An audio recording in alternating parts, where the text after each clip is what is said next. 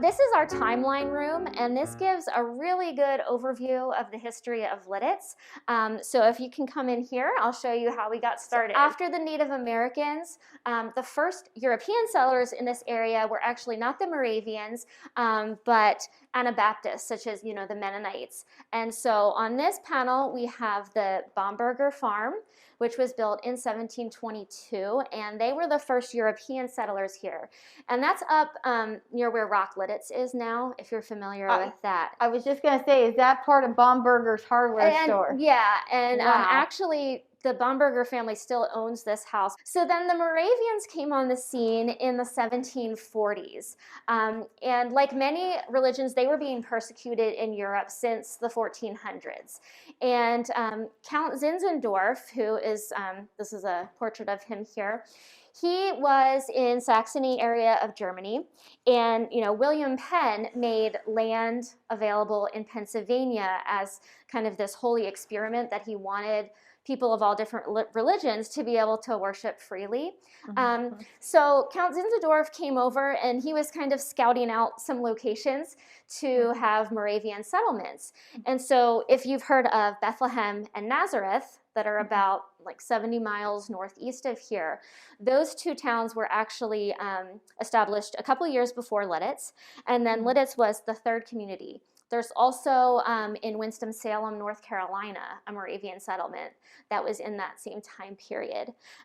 So Count Zinzendorf came, and he was preaching in some of the taverns in the area. And Jacob Huber's Tavern, which is about a mile that way, is where he preached in Lititz. And there was a man by the name of John George Klein, who was a Lutheran and lived here and owned this land that is now Lititz. And he did not go to hear him that night at Huber's Tavern. And the story is that night he was very, disturbed in his sleep and felt guilty for not attending. And so the next night he went down to Lancaster, where Zinzendorf was preaching, and he was so moved that he decided to donate his entire tract of 491 acres, and that is the land that is now Lititz. Oh my word. So in the 1750s, 1756 is the date that Lititz was officially established. And I pointed out when we were outside some of those earliest buildings that are still standing, the Brothers and Sisters House.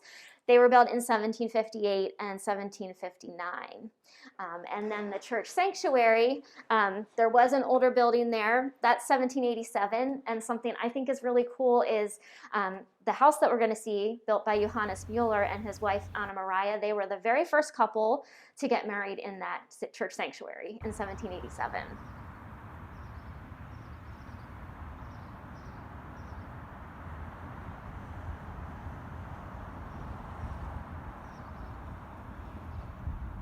And just to tell a little bit about what life was like, maybe you can get a shot of these community regulations. But the church elders really governed everything about the town, and it was a very strict place to live. So, for example, they could only have one tradesman of each trade in town. So if you were the blacksmith, nobody else could be a blacksmith because they didn't want any competition. And they had a communal economy where they were kind of all working together. This one has no dancing matches, taverning, beer tappings, feastings, nor the playing of children in the streets shall be so much as heard amongst the inhabitants. They that have inclinations that way bent cannot live in Lititz. So it was a pretty strict place to live, and with children, they believed that anything wasted, including time, was a sin. So they never wanted people to be idle and not working. So yeah, a pretty strict place to live.